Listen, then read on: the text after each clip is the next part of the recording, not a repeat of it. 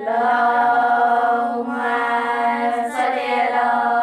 محمد وآل محمد وعجل فرجهم أجمعين. باللہ من الشیطان الرجیم. بسم اللہ الرحمن الرحیم. اللہم صلی علی محمد وآل محمد. السلام علیکم طالبات. آج ہمارا موضوع گفتگو نہج البلاغہ کا خطبہ نمبر 154 ہے. حالات حاضر کی روشنی میں بھی ہم دیکھتے ہیں کہ آج کل ہم تمام دنیا جو ہے وہ ایک بہت بڑی آزمائش میں مبتلا ہے اور تمام لوگ اس حوالے سے بہت پریشان ہیں. جو ایک بیماری کی صورت میں پوری کائنات پہ، پوری دنیا پہ ایک بیماری کی صورت میں ایک آزمائش آئی ہے. تو آزمائش اصل میں کیا ہے، اس کو کیا کہا جاتا ہے اور اس کی وجوہات کیا ہیں، اس حوالے سے ہم گفتگو کریں گے. لیکن پہلے ہم مولا کائنات علی بن ابی طالب علیہ السلام کا خطبہ نمبر 154 جو ہے اس سے ہم گفتگو کا آغاز کریں گے کہ ہم نے دیکھا ہے کہ دنیا میں انسان جو آیا وہ آزمائش کے لیے آیا ہے، یہ دارالابتلاء ہے. لیکن ہم چاہتے ہیں کہ زندگی خوش و خرم گزرے، کوئی مشکل نہ ہو، کوئی آزمائش نہ ہو. ہر انسان یہ چاہتا ہے کہ اس کی زندگی میں کوئی پریشانی نہ ہو. لیکن آج ہم دیکھیں گے کہ آزمائش ہے کیا، کیوں ہے، اور مولا کائنات آزمائش کے حوالے سے کیا فرما رہے ہیں، اور دیگر معصومین علیہ السلام اور قرآن میں بھی جو پروردگار دو عالم نے آزمائش کے حوالے سے تذکرہ کیا وہ کیا ہے. تو اپنی گفتگو کو شروع کرتے ہیں. صلوات پڑھیے. اللهم صل على محمد وآل محمد وعجل خطبہ نمبر فرجهم أجمعين. 154 میں ارشاد فرماتے ہیں. خطبہ نمبر 154 کے آخری حصہ ہے جو میں بیان کرنا چاہوں گی کہ مولا اطاعت پروردگار دو عالم کے بعد، ایمان اور علم کی فضیلت کے بعد اور رزق کے حوالے سے بات کرنے کے بعد جب مولا ایک جگہ توقف کرتے ہیں تو ایک شخص کھڑا ہوتا ہے اور کھڑا ہو کے پوچھتا ہے کہ مولا ہمیں فتنے کے بارے میں کچھ بتائیے، اور کیا آپ نے اس کے متعلق رسول اللہ صلی اللہ علیہ وآلہ وسلم سے دریافت کیا تھا؟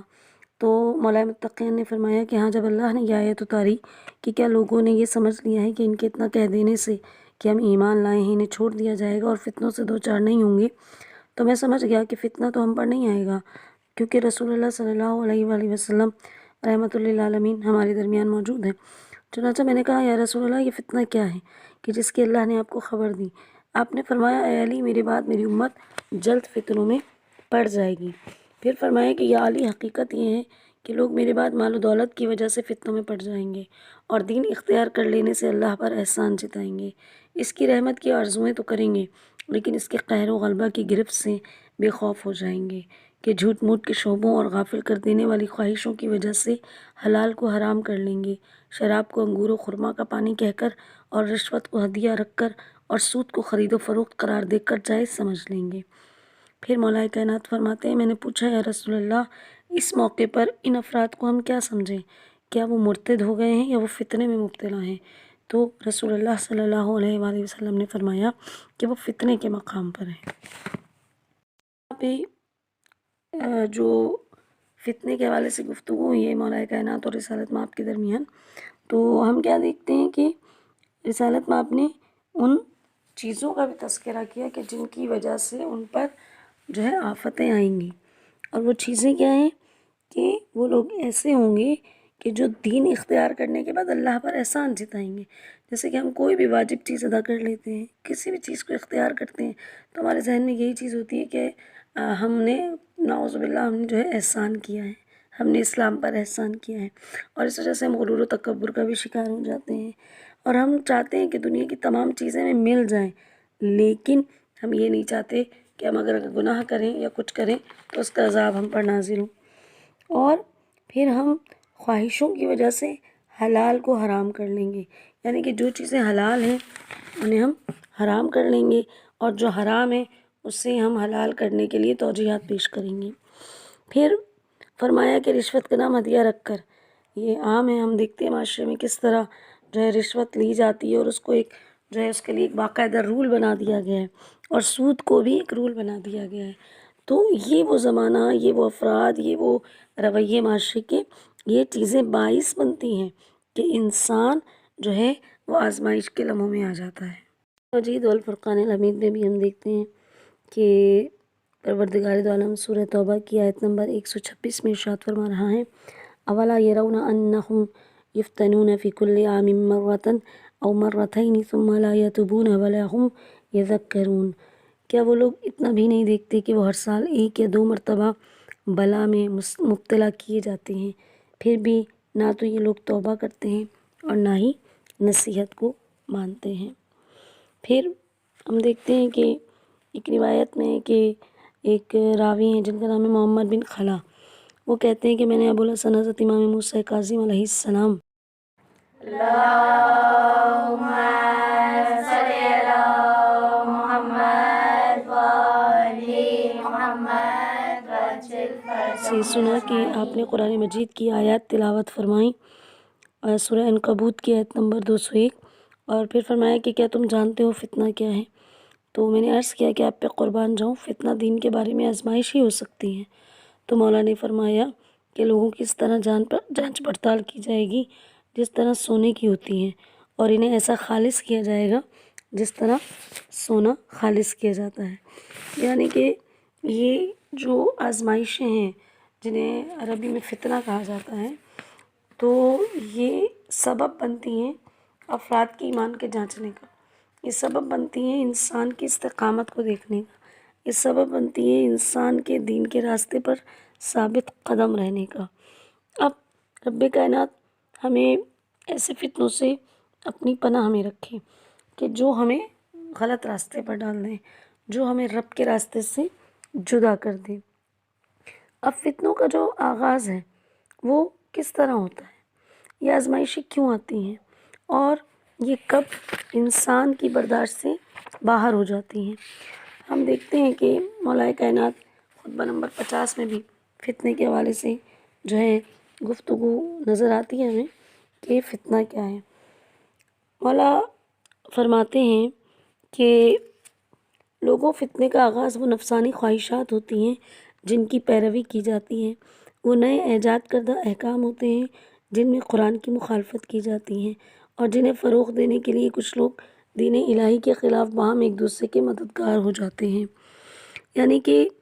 جب آزمائشیں ہوتی ہیں وہ کس وجہ سے ہوتی ہیں؟ نفسانی خواہشات کی پیروی کی وجہ سے ہوتی ہیں۔ دین میں نئے احکامات کو ایجاد کر دیا جائے، اپنی مرضی سے احکامات کو نافذ کر دیا جائے، اپنی خواہشات کی مرضی کے مطابق دین کو ڈھالنے کی کوشش کی جائے، قرآن کی مخالفت کی جائے، اور دین الہی کے خلاف کام کیا جائے، اور ایک دوسرے کے سلسلے میں ایک دوسرے کا تعاون کیا جائے، تو کیا ہوتا ہے؟ آزمائشیں آتی ہیں۔ ہم نے ابھی دیکھا ریسنٹلی کہ کس طرح یوم خواتین کے نام پر ایک بدکاری کا سلسلہ شروع کیا گیا، اس میں کافی لوگوں نے ان کی مدد بھی کی، تعاون بھی کیا۔ دنیا بھر کے گوشہ و کنار میں ہم کیا دیکھ رہے ہیں کہ بے حیائی، بدکاری اور اس طرح کی چیزیں جو ہیں وہ ایجاد کرنے کی کوشش کی جا رہی ہے کہ جس سے معاشرے میں اسلام اور خدا کا قانون ختم ہو جائے، انسان کا قانون جو ہے وہ نافذ ہو جائے۔ لیکن ظاہر ہے کہ انسان اتنا عقل کامل نہیں ہے کہ جو اپنے ساتھ آنے والے عذاب کو بھی دیکھ سکے، جو اپنے تمام چیزوں کے حوالے سے سوچ سکے، سمجھ سکے، وہ اتنا زیادہ باعقل نہیں ہے، وہ بے عقل ہے۔ اسی لیے پروردگار دو عالم نے اس کے لیے کچھ قوانین نافذ کر دیے ہیں، کچھ احکامات نافذ کر دیے ہیں، خواتین کے درجات کو الگ قرار دیا، ان کی ذمہ داری کو الگ قرار دیا، اور مردوں کے جو ذمہ داریاں ان کو الگ قرار دیا۔ لیکن معاشرے میں بے حیائی بڑھتی ہوئی، بدکاریاں بڑھتی ہوئی، بے حیائیاں اور اسلام کے قوانین پر عمل نہ کرنے کی وجہ سے پے در پہ آنے والی مشکلات، جیسا کہ سورہ توبہ کی آیت ہم نے ابھی تلاوت کی کہ جس میں تھا کہ سال میں 1-2 مرتبہ فتنوں میں مبتلا کیے جاتے ہیں لوگ۔ ہم دیکھتے ہیں کبھی کوئی فتنہ ہمارے سامنے ہے، کبھی کسی بھی قسم کی آزمائش، کبھی ایک جزوی طور پر کسی ایک ایریے میں ہے، یا کبھی مکمل طور پر اجتماعی طور پر پوری دنیا اس سے متاثر ہوتی ہے۔ تو یہ چیزیں آتی ہیں، ایسے وقت میں پتہ چلتا ہے کہ کون اپنے دین کا مخلص ہے، اپنے رب سے مخلص ہے، اپنی زندگی سے کون مخلص ہے، کون جو ہے وہ اپنے انجام سے مخلص ہے۔ ایسے وقت میں پتہ چلتا ہے کہ کون جو ہے وہ دنیا کے بنائے ہوئے قوانین کو رد کر کے پروردگار دو عالم کے قوانین پر چلتا ہے۔ تو فتنوں کا جو آغاز ہوتا ہے کیا ہے؟ مولا فرماتے ہیں نفسانی خواہشیں ہیں، جس کے ذریعے وہ دین میں رد و بدل کرتا ہے۔ اب مولا یہ فرماتے ہیں کہ اگر باطل حق کی آمیزش سے خالی ہوتا تو ڈھونڈنے والوں سے پوشیدہ نہیں رہتا، اور اگر حق باطل کے شائبے سے پاک و صاف ہو کر سامنے آتا تو اناد رکھنے والوں کی زبانیں بند ہو جاتی۔ پروردگار دو عالم نے انسان کو ارادہ و اختیار و عقل عطا فرما کر یہ انسان کا امتحان لیا ہے کہ انسان کس حد تک اپنے بارے میں صحیح فیصلہ کر سکتا ہے، اور وہ ڈھونڈے اور وہ تلاش کرے کہ حق کیا ہے اور باطل کیا ہے۔ لیکن ہوتا یہ ہے کہ کچھ ادھر سے لیا جاتا ہے اور کچھ ادھر سے، اور دونوں کو آپس میں غلط ملط کر دیا جاتا ہے۔ اس موقع پہ شیطان اپنے دوستوں پر چھا جاتا ہے، جس سے صرف وہی لوگ بچے رہتے ہیں جن کے لیے توفیق الہی اور عنایت خداوندی پہلے سے موجود ہو۔ اب ایسے وقت میں کہ جب حق کو باطل سے ملا دیا، باطل کو حق سے ملا دیا، اپنے مفاد کی خاطر تھوڑا سا حق لے لیا اور اپنے مفاد کی خاطر بہت سارا باطل لے لیا، تو شیطان کی پلاننگ تو پوری ہو جاتی ہے۔ شیطان کیونکہ یہی چاہتا ہے کہ انسان جو ہے وہ کبھی بھی راہ راست پر نہ چلے، بھٹکتا ہوا چلے، تو حق میں باطل کی آمیزش کرتے کرتے کرتے کرتے وہ اس حد تک پرفیکٹ ہو جاتا ہے انسان کہ بس اس کے پاس صرف باطل ہی رہ جاتا ہے۔ اور ایسے موقع پہ شیطان مکمل طور پر انسان کے حواسوں پر چھا جاتا ہے۔ کون لوگ بچتے ہیں ایسی آزمائش سے، ایسے فتنوں سے، ایسی پریشانیوں سے؟ کون بچتے ہیں؟ جن کے لیے توفیق الہی اور عنایت خداوندی پہلے سے موجود ہوتی ہیں، یعنی کہ انہوں نے شروع سے ہی اپنے آپ کو ذکر رب سے اس طرح منور کیا ہوتا ہے، اپنے قلوب کو، اپنی سوچوں کو، اپنی فکر کو، کہ پروردگار دو عالم ہمہ وقت ان کے ساتھ ہوتا ہے، اور جن کے ساتھ خدا ہوتا ہے وہ کبھی بھی ایسے فتنوں کی زد میں نہیں آ سکتے، اور ہر آزمائش سے بآسانی جو ہے وہ گزر جاتے ہیں۔ پھر مولا کائنات فرماتے ہیں کہ میں نے رسول اللہ صلی اللہ علیہ وآلہ وسلم کو فرماتے ہوئے سنا ہے کہ تمہاری اس وقت کیا حالت ہوگی جب فتنہ تمہیں اپنی لپیٹ میں لے لے گا، بچے جس میں جوان اور جوان جس میں بوڑھے ہو جائیں گے۔ ہم دیکھ رہے ہیں کہ جب آزمائشیں آتی ہیں، جب بیماریاں آتی ہیں، تو انسان اپنے جو ہوش و حواس ہے وہ کھو بیٹھتا ہے، جسمانی طاقتوں کو کھو بیٹھتا ہے، اور اپنی ان آزمائشوں سے اسی طرح جو ہے وہ پہچانا جاتا ہے کہ جب اس نے شروع سے اگر ذکر پروردگار دو عالم کو اپنی زبان پہ جاری و ساری رکھا، رب سے رابطہ رکھا، محمد و آل محمد سے رابطہ رکھا، تو کبھی بھی ایسی آزمائشوں سے نقصان نہیں اٹھاتا۔ پھر ایک اور جگہ پہ ہم دیکھتے ہیں نہج البلاغہ کی حکمت نمبر 369، مولا فرماتے ہیں لوگوں پر ایسا دور آئے گا جب ان میں صرف قرآن کے نقوش اور اسلام کا صرف نام باقی رہ جائے گا۔ اس وقت مسجدیں تعمیر و زینت کے لحاظ سے آباد لیکن ہدایت کے اعتبار سے ویران ہوں گی۔ ان میں ٹھہرنے والے، انہیں آباد کرنے والے اہل زمین پر بدترین لوگ ہوں گے۔ وہ فتنوں کا سرچشمہ اور گناہوں کا مرکز ہوں گے۔ جو ان فتنوں سے منہ موڑے گا اسے انہی کی طرف پلٹائیں گے، جو بچنا چاہے گا اسے انہی کی طرف کھینچیں گے۔ ارشاد الہی ہے، مجھے اپنی ذات کی قسم، میں ان لوگوں پر ایسا فتنہ نازل کروں گا جس میں حلیم و بردبار کو حیراں و سرگرداں چھوڑ دوں گا۔ تو اب دیکھیے اس میں بھی یہی حالات زمانہ جو ہیں وہ تذکرہ کیے گئے ہیں، جو آج ہم دیکھ رہے ہیں کہ مسجدیں بھی ہیں، امام بارگاہ بھی ہیں، تمام دینی جو ہیں عبادت گاہیں موجود ہیں، لیکن ہماری زندگیوں میں، ہمارے اعمال میں، ہمارے کردار میں دین نام کو نہیں ہے۔ اور جب یہ صورتحال ہو جاتی ہے اور جب یہ تمام چیزیں ہو جاتی ہیں تو خدا چاہتا ہے ایسے وقت میں بہترین لوگ الگ ہوں، اور وہ لوگ جو روئے زمین پر بدترین لوگ ہیں ان کو الگ کر دیا جائے، یعنی کہ لوگوں کو پتہ چل جائے کہ اگر خدا کسی پر اپنا لطف و عنایت کر رہا ہے تو اس کی وجہ کیا ہے، وہ الگ پہچانے جائیں، وہ سچے اور کھرے لوگ ان کو دنیا الگ طریقے سے دیکھے کہ ایسے وقت میں بھی انہوں نے اپنے رب سے رابطے کو، معصومین سے رابطے کو انہوں نے نہیں چھوڑا۔ صلوات پڑھ دیجیے۔ دینی لحاظ سے جو لفظ فتنہ ہے اس کے معنی جو ہیں وہ الگ ہیں، کیونکہ مولا کائنات علیہ السلام سے ایک مرتبہ فتنے کے بارے میں پوچھا گیا کہ مولا فتنہ ہے کیا؟ تو مولا نے فرمایا یہ لفظ متشابہ اور اس کے کئی معنی ہیں، جس میں ایک معنی امتحان کے بھی ہیں، اور مولا نے اس حوالے سے سورہ عنکبوت کی آیت نمبر 2 جو ہے وہ تلاوت کی۔ اس کے بعد مولا نے فرمایا ایک معنی کفر بھی ہے، اس کے حوالے سے مولا نے سورہ توبہ کی آیت نمبر 48 تلاوت فرمائی۔ پھر فرمایا فتنہ جو ہے وہ قتل سے بھی بڑھ کر ہے، اور اس کے حوالے سے سورہ بقرہ کی آیت نمبر 217 تلاوت فرمائی۔ پھر اسی طرح اللہ تعالیٰ کا ان منافقین کے بارے میں فرمان ہے جنہوں نے جنگ تبوک میں رسول اللہ صلی اللہ علیہ وسلم سے گھر میں رہ جانے کی اجازت طلب کی، یعنی کہ ان منافقین کو بھی فتنہ قرار دیا، اور اس میں مولا کائنات نے سورہ توبہ کی آیت نمبر 49 آیت نمبر 49 بتائی۔ پھر مولا نے فرمایا کہ فتنہ کے ایک معنی عذاب ہیں، اور اس حوالے سے سورہ زاریات کی آیت نمبر 13 اور 14 ارشاد فرمائی۔ پھر مولا نے فرمایا فتنے کے ایک اور معنی بھی ہیں، اور وہ ہے مال اور اولاد کی محبت،